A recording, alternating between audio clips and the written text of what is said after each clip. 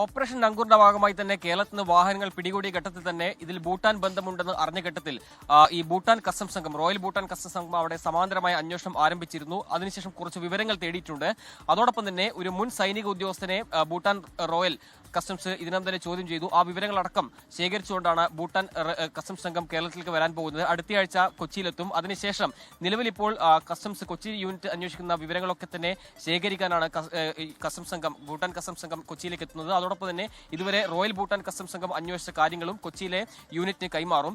ഇതുവരെയായി customs സംഘത്തിന് രേഖകൾ സഹിതം പരിശോധിക്കുമ്പോൾ വാഹന കടത്തിലൂടെ മാത്രമാണ് ഇതുവരെ SUV വാഹനങ്ങളും അതോടൊപ്പം തന്നെ ലക്ഷറി വാഹനങ്ങളും കേരളത്തിലേക്കും പ്രത്യേകിച്ചും ഇന്ത്യയിലേക്ക് എത്തുന്ന നിഗമനത്തിലാണ് കസ്റ്റംസ് സംഘം ഉള്ളത്.